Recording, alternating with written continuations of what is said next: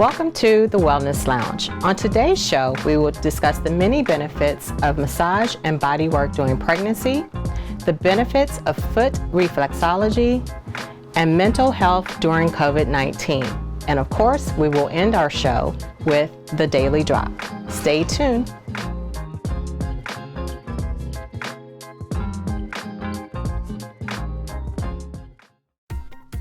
Want to spotlight your church, business, or organization, reach your target audience, raise awareness, or broaden your reach?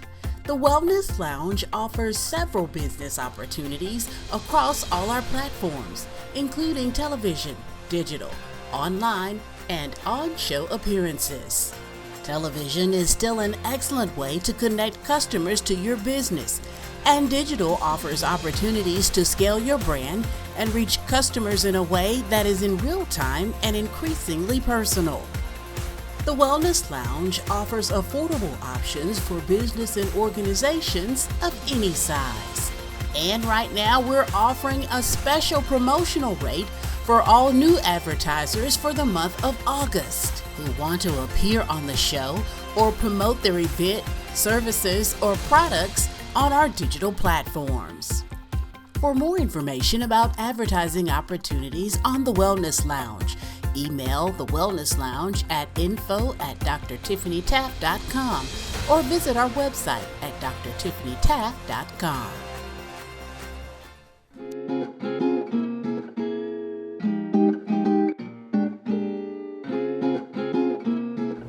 Welcome back to the Wellness Lounge. In today's session, we will speak with Tandria Elmore, owner and operator of New Vision Counseling Center. She is an associate licensed counselor and a national board certified counselor as well. We will be discussing mental health and self-care, specifically during COVID-19 and beyond. So welcome, Tandria. Thank you for having me. Thank you for being here. So I'm so happy that you're here because mental health is a major it's a major thing, I'll say, in not only society, but Black societies in specifically. And so today I wanted to focus in on self-care, ways of self-care that you can offer potential clients or clients that you're already seeing in practice, specifically for people that may have been suffering some exceptional challenges during this time of COVID-19. So if you have any particular self-care tips that you would like to offer up, that would be great. And then we can dig into a little bit about what you have been seeing or talking to clients about, your patients about, around mental health and their challenges during this time. Sure.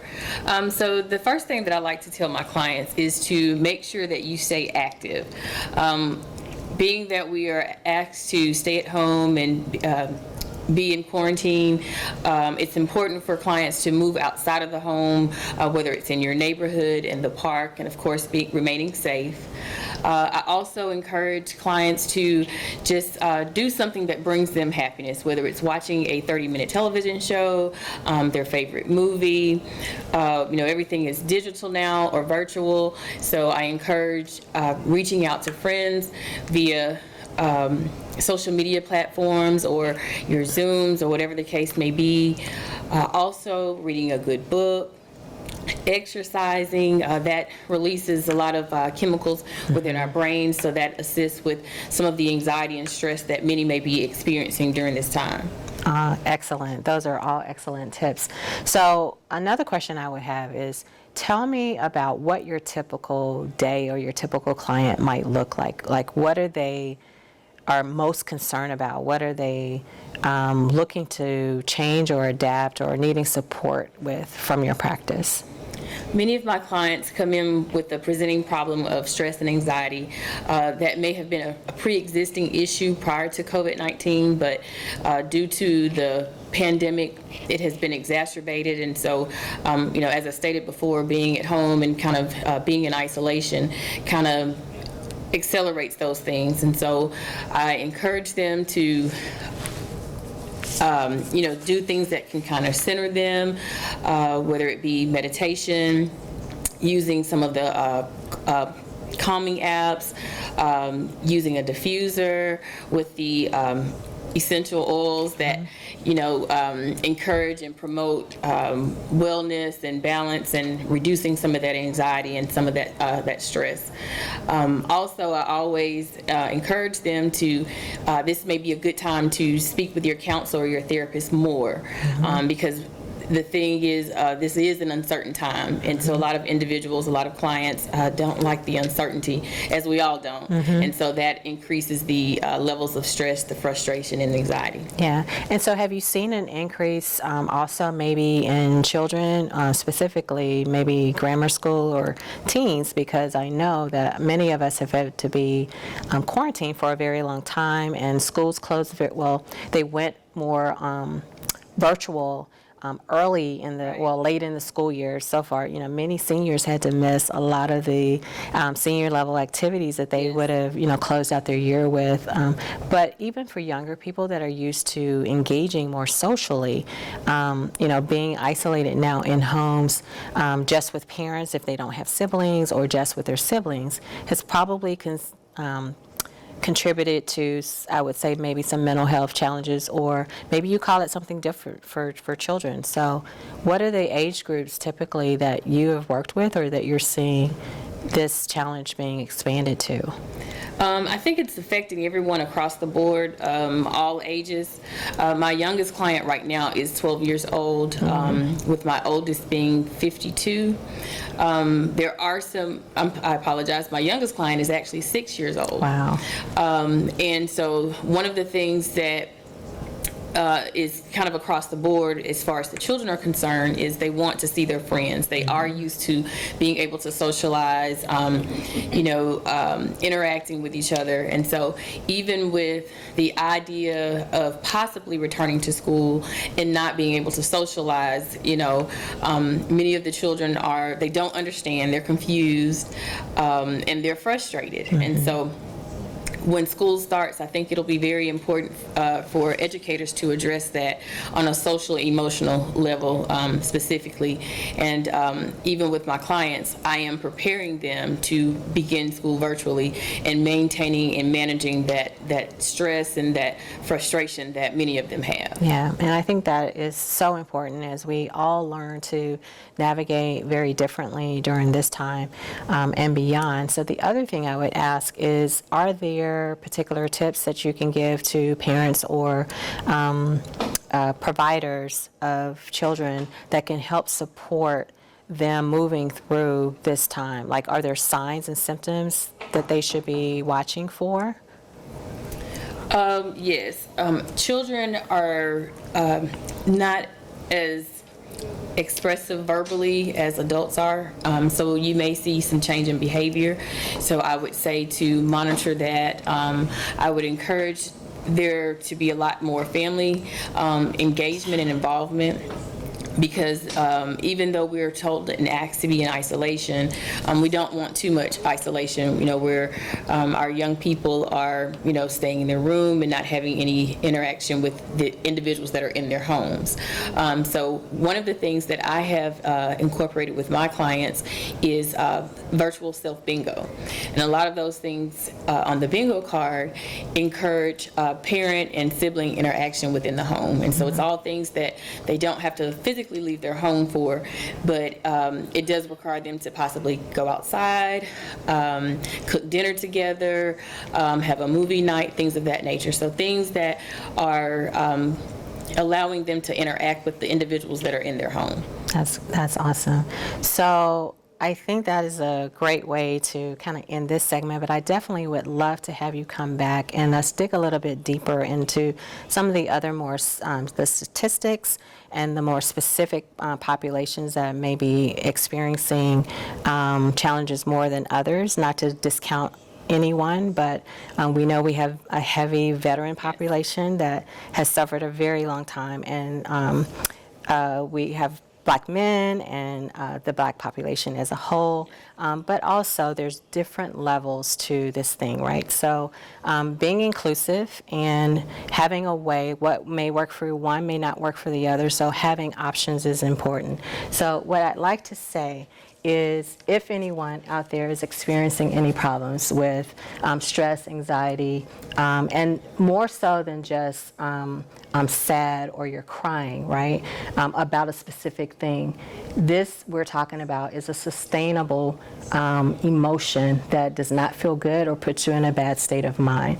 And so we want you to have access to resources to get some counseling, to talk to someone, especially those that may find themselves that are single and alone. So during this time when we've had to quarantine, it is important to stay physically distant but not social. So stay connected with someone. And if you don't have anyone, please find a resource that will be supportive of whatever it is of concern to you. And so please check any of the resources that we'll label as potential first stops if you don't already have resources to reach out to. But please know that you can also reach out to Ms. Tandria for support. New Vision Counseling Center here in Montgomery, Alabama, and she will be happy to provide some support for you. And if she's not able to do it, she can refer you to additional resources that can. We'll be right back.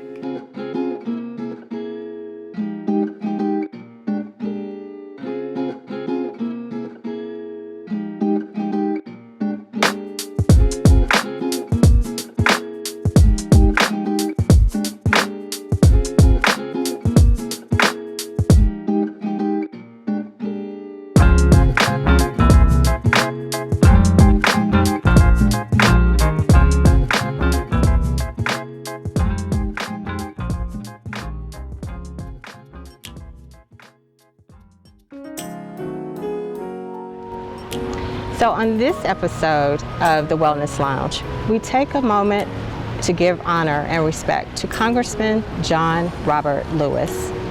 I'd like to just say a few words about his life.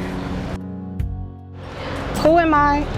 I was born February 21st, 1940, John Robert Lewis in Troy, Alabama, the third of 10 children to William and Eddie Lewis, who were sharecroppers in rural Pike County, Alabama. I was an American politician and civil rights leader who served in the U.S. House of Representatives for Georgia's 5th Congressional District from 1987 until my death. I served as the chairman of a Student Nonviolent Coordinating Committee from 1963 to 1966. I am known as one of the Big Six leaders of the group who organized the 1963 March on Washington, and the last surviving leader at the time of my death.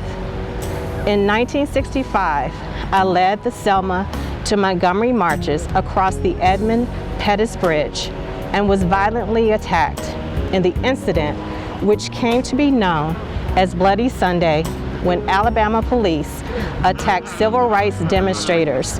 I am one of the most notable civil rights icons and stood among many. I was a member of the Democratic Party and was first elected to Congress in 1986, serving 17 terms in the U.S. House of Representatives. I became the Dean of Georgia Congressional Delegation due to the length of my service in Congress. I led a 24-hour sit-in at the U.S. Capitol to force a vote on gun control. I am known for my lifelong work helping to register blacks to vote, fighting against discrimination, and protecting the rights to the Americans to vote. Who am I? I am Congressman John Robert Lewis. This is a moment in history that contributed to our collective shift. We must honor his legacy and the work and continue to press forward to ensure the equality, justice, and voices are still heard for years to come. Continue to get into good trouble.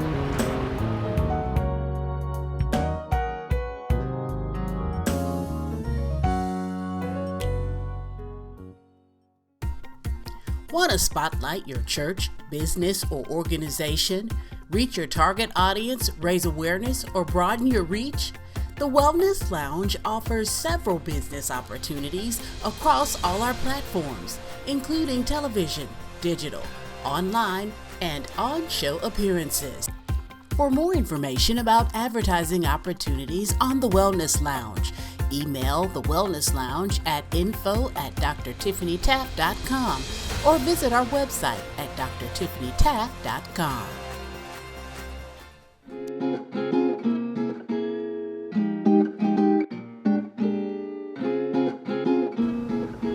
Welcome back.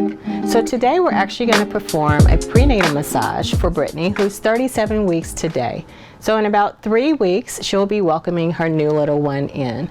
In this session, I'm going to use geranium and lavender to help support her relaxation, but also to help prep her body for upcoming delivery. All right, take a few deep breaths in through the nose and out through the mouth. Can you smell that? Good. Nice and gentle.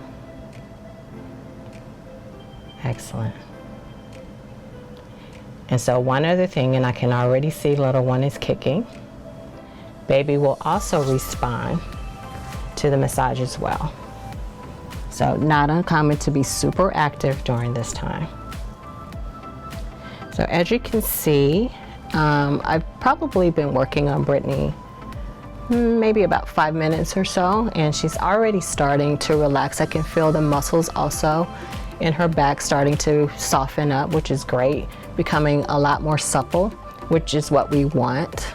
Gives her a little bit more room, especially in the pelvic region.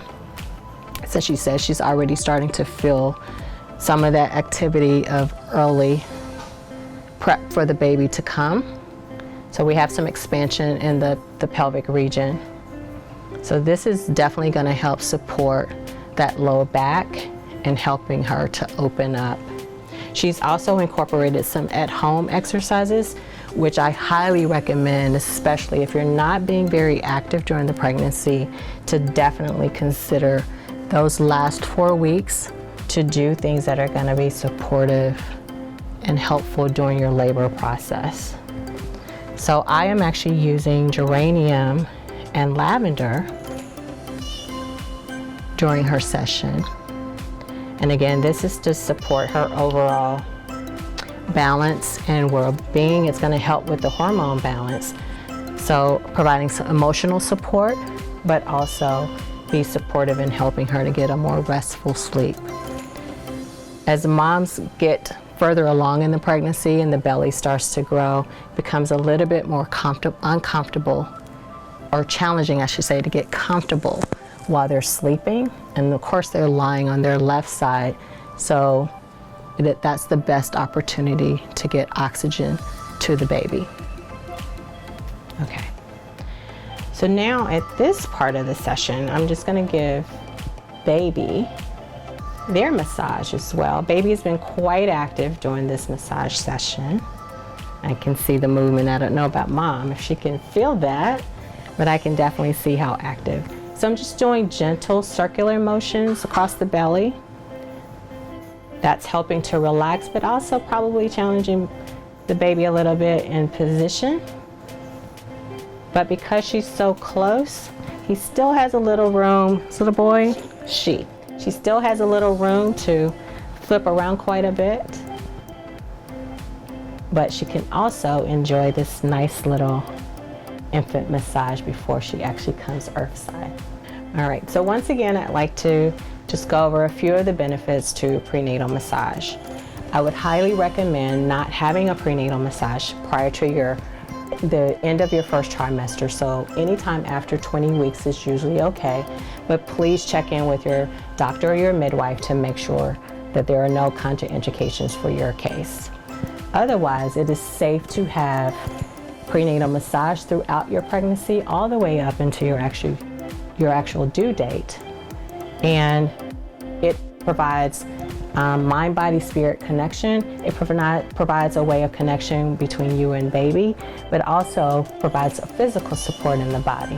So improves relaxation, improves sleep, improves digestion, reduces anxiety, stress, and also some of the common things like morning sickness or indigestion problems that may be experienced during pregnancy.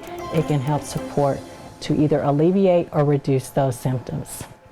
So coming up next on the Wellness Lounge, we will explore the benefits of foot reflexology.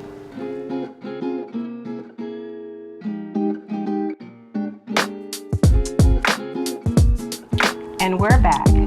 So in this session, we're actually going to explore the many benefits to foot reflexology. If you've never had a full body massage before, or one that's uncomfortable getting completely undressed on the table, the foot reflexology is an amazing way to introduce your body to a total body overall balance and well-being.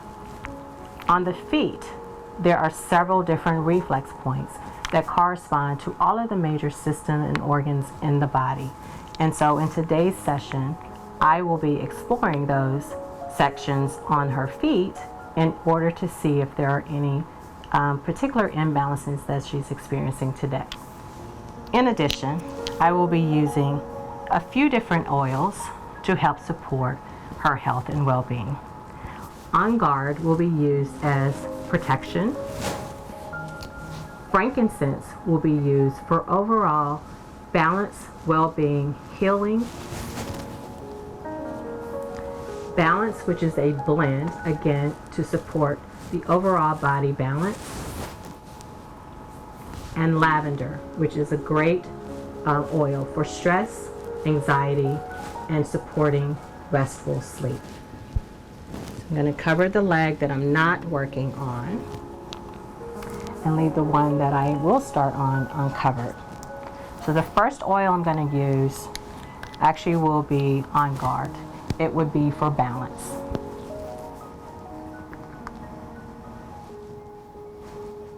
And with that oil, I'm going to use a little bit of frankincense, which, as we discussed in another segment, is known as the king of oils. So when you're not really sure what to use for whatever situation you have going on, frankincense is that all-purpose oil just for that. All right, so starting at the tops of the toes, think about anatomically how your body is laid out. So from the top of the toes, you have the top of the head, your eyes, your nose, your sinuses. In the crease of the toes would be your neck. On the bottom side of the feet, you have the chest. So you have your heart and your lungs. Coming down towards the center, you actually have the digestive system. So in this area, we're going to have colon, spleen, liver, gallbladder, and the stomach. And then towards the bottom of the feet, we'll have the lower back area. Starting at the top, this area is known as our vertebrae. So if you think about literally your backbone, so coming from the base of the skull, in the top half is the cervix, so along the big toe. Then the next section is the thoracic area, so the area in between the shoulder blades. The middle section would be the lumbar, so coming into your lower back. And then at the base is going to be sciatica, where most of us have our low back pain, is in the sciatic area. So foot reflexology is just like full body massage in that you can have it as often. I usually recommend clients coming at least once a month for maintenance, more often if you have specific issues going on with your feet or in a health condition such as maybe a neuropathy or dealing with diabetes, and so you may have some nerve damage or imbalances that you're feeling as a result of the disease. And then there's a whole host of medical conditions, everything from high blood pressure, cholesterol, obesity, stress and anxiety, of course, and foot-specific conditions that can benefit from a foot reflexology session. Again, Foot reflexology can be used in place of a full body session, especially, number one, if you don't want to get undressed on the table or you just don't have as much time. We'll be right back.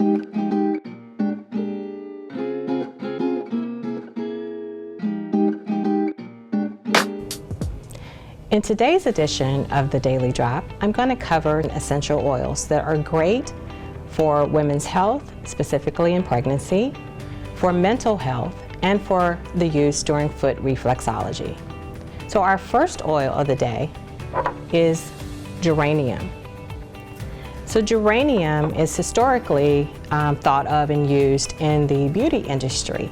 It is in a lot of the skincare items, your skin moisturizers, your lotions, your hand washes, and it's great for skincare regimen. But it is also an important oil to use in women's health support, specifically during pregnancy. And our next oil is lemon. Lemon is one of those citrus oils that are great for multiple uses. You can use it aromatically, you can use it topically on your skin, but you can also clean with this oil. This is a citrus oil, which is great for boosting emotion and being uplifting.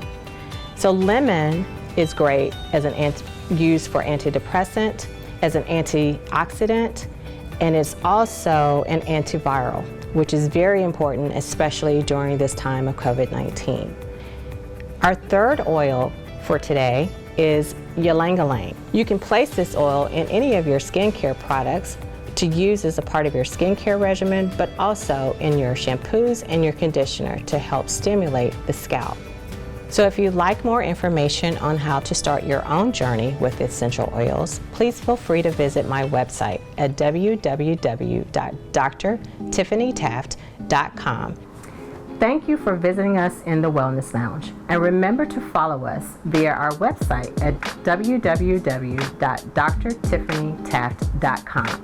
And remember, be well and be informed.